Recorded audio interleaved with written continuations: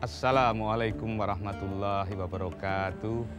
Pemirsa Pelita Hati yang saya muliakan, saya hadir lagi ke ruangan Anda untuk menyemangati, untuk sama-sama menguatkan, menggembirakan puasa Ramadan kita, dan agar ia menjadi kekuatan bersama untuk menuju ridha Allah. Kemandirian sebuah masyarakat, sebuah bangsa, sangat menentukan martabat bangsa itu. Jadi kemartabatan sebuah bangsa selalu ditandai oleh kemandirian bangsa itu. Kalau ekspor bangsa itu lebih besar dari importnya, itulah bangsa yang mandiri. Nah, sekarang kita lihat apakah keadaan negeri kita ini sudah melampaui batas-batas target itu. Seperti apa kemandirian yang diajarkan Rasulullah junjungan kita itu untuk memandirikan masyarakatnya. Saya akan menemui kiai muda yang mengajarkan entrepreneurship di pesantrennya, pertanian, peternakan, dan kewirausahaan. Gus Yusuf.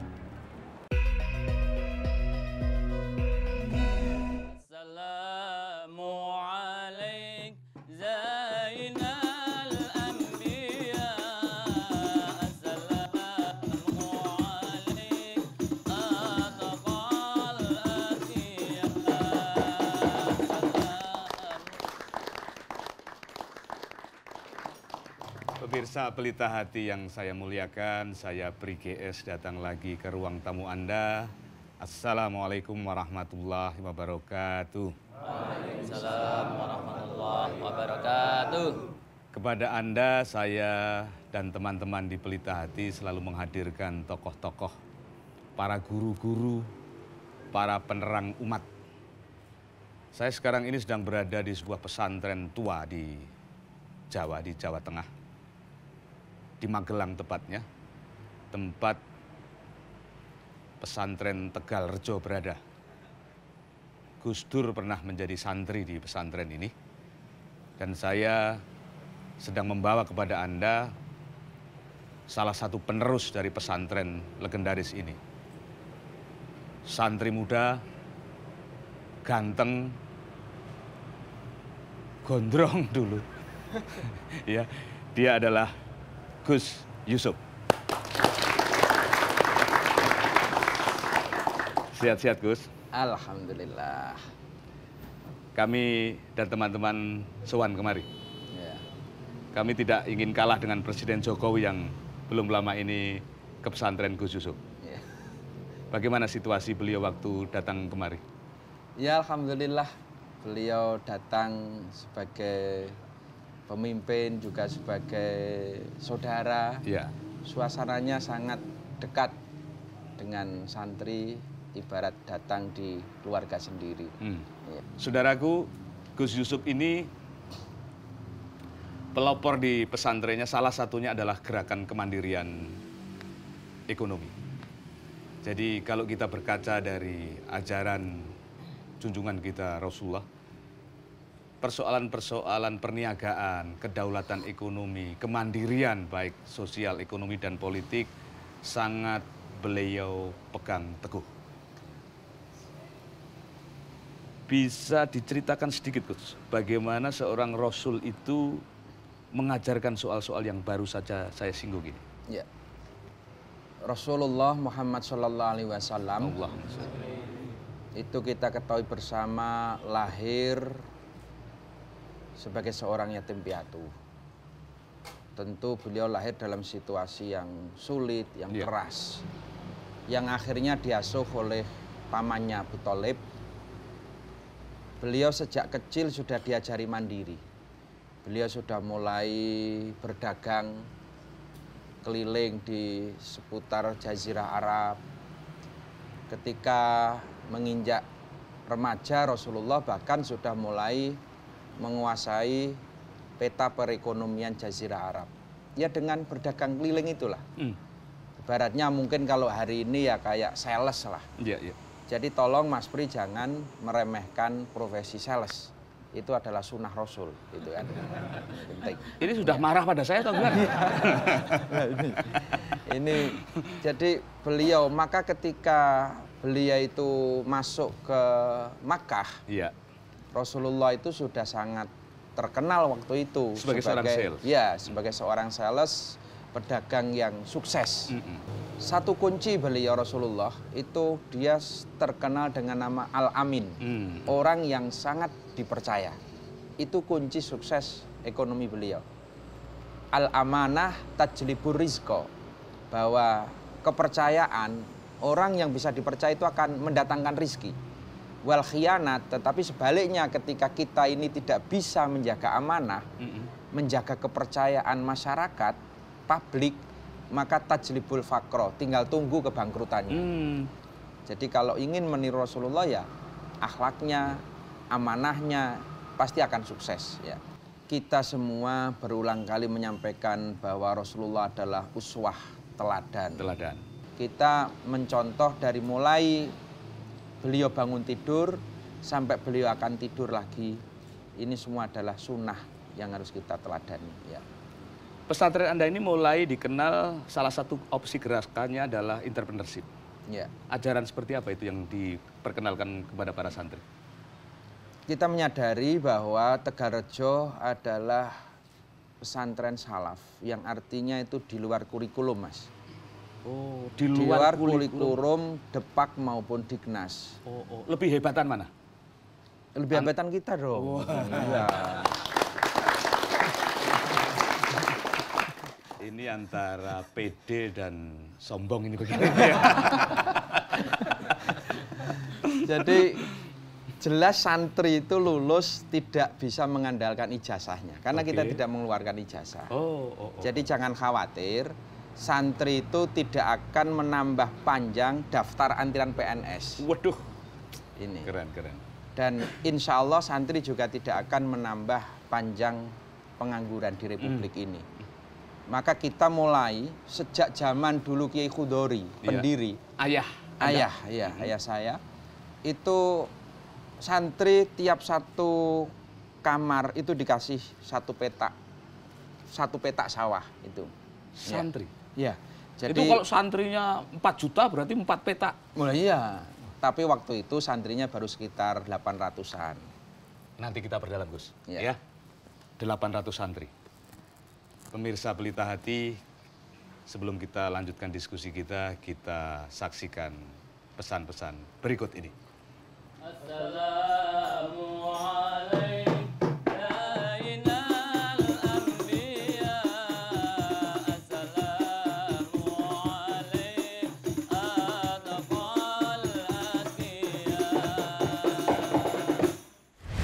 Kita bisnis, kita bertani, kita beternak itu tujuannya satu, untuk kesempurnaan ibadah.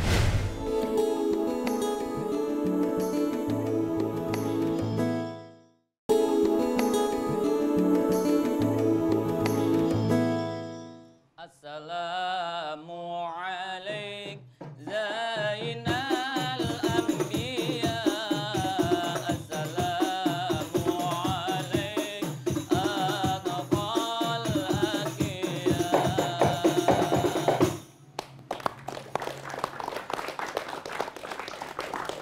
Saya agak kaget pada cara adik saya melakukan fill-in rebana tadi. Seru nih gak karuan. Pemirsa Pelita Hati, saya masih menemani Gus Yusuf, pengasuh pesantren Tegalrejo di Magelang. Ayah beliau ini adalah Kiai Khudori almarhum. Beliau adalah sahabat dari ayahnya Gus Dur, Kiai Wahid Hasyim. Kiai Wahid Hasyim. Kami tadi telah bercerita bagaimana ayah beliau Kiai Khudori itu merintis bibit-bibit perniagaan di pesantren ini. Bisa diteruskan, Gus? Jadi setiap kelompok santri asal Temanggung misalnya dikasih satu petak tanah.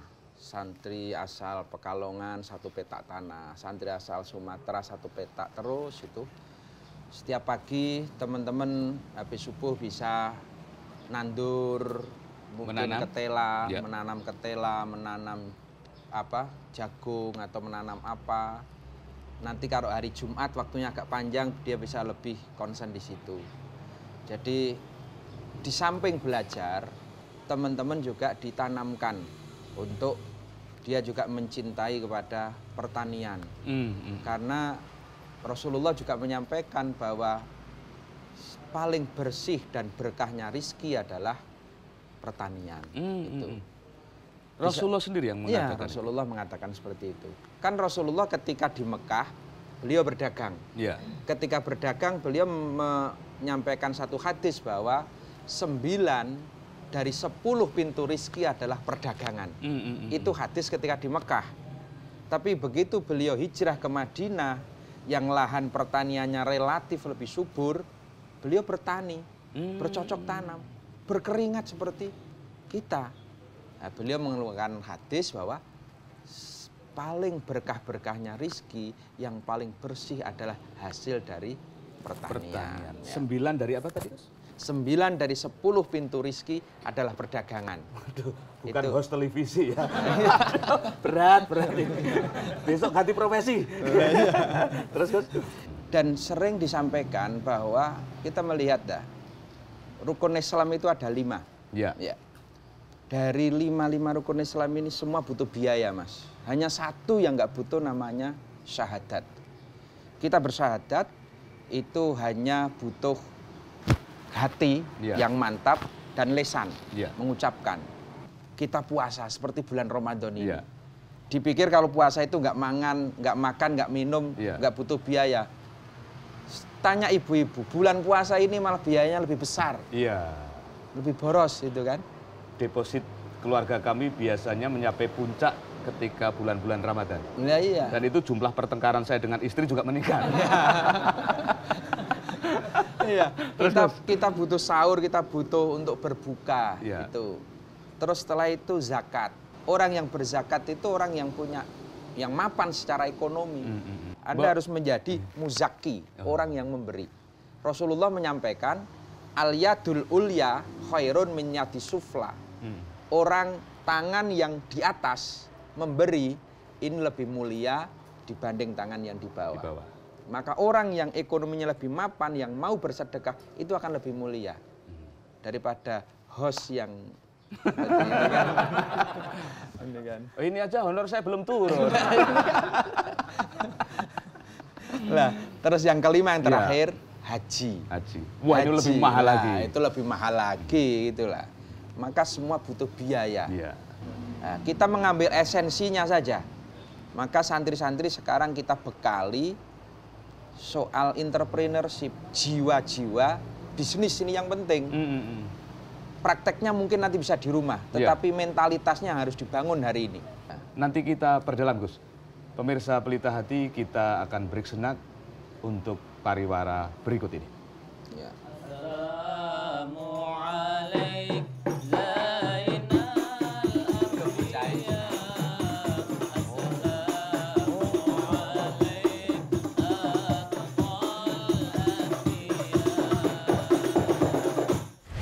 Satu yang tidak dimiliki oleh masyarakat ini adalah doa.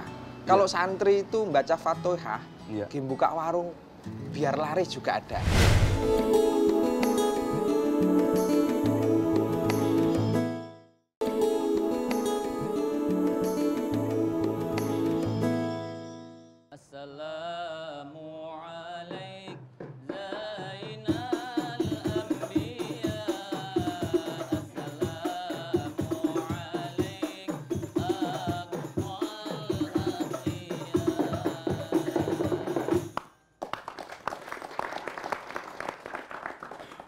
Saya masih menemani Gus Yusuf, pengasuh pesantren Tegalrejo di Magelang, Jawa Tengah.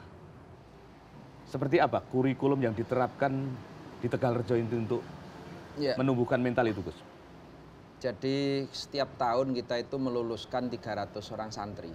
Ya, sebetulnya kalau modal dasarnya sudah ada si santri-santri itu untuk menjadi pengusaha sukses. Apa itu, Gus?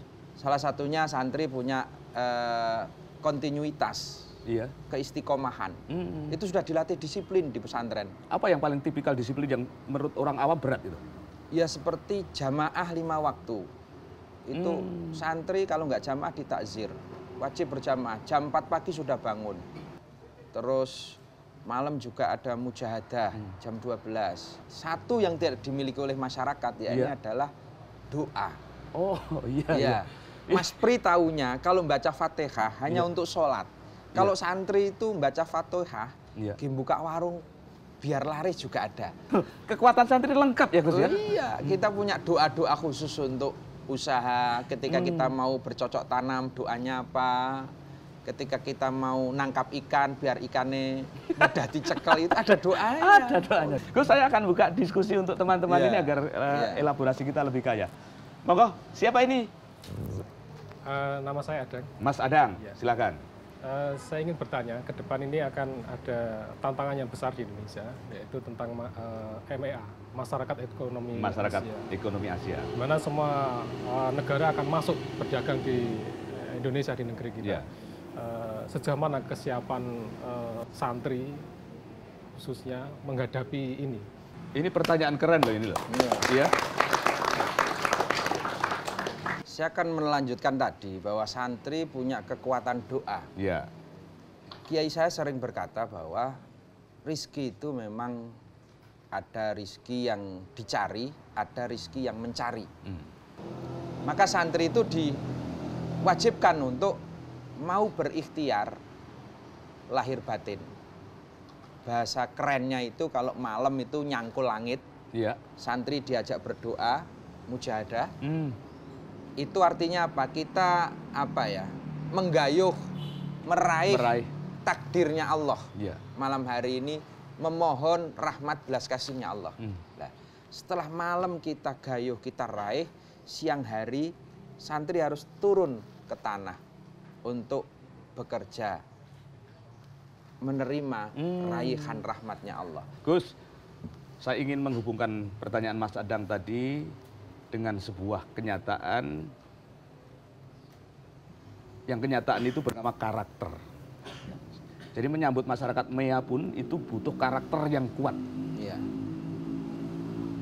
Kekuatan karakter seperti apa dari santri-santri ini Gus, yang kita merasa bahwa MEA tidak menakutkan para santri itu? Di Tegarejo diajarkan di Ikhya bagaimana kita membedakan antara butuh Dan ingin. itu loh.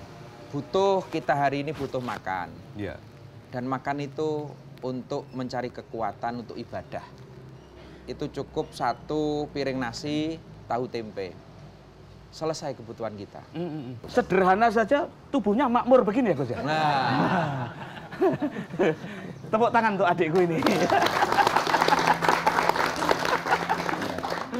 Gus, kita sambung di episode berikutnya Iya. ya Gus.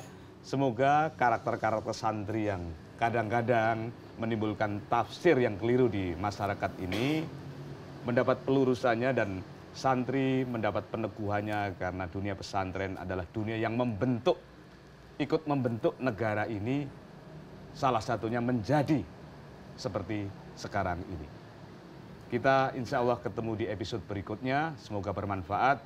Assalamualaikum warahmatullahi wabarakatuh. Waalaikumsalam.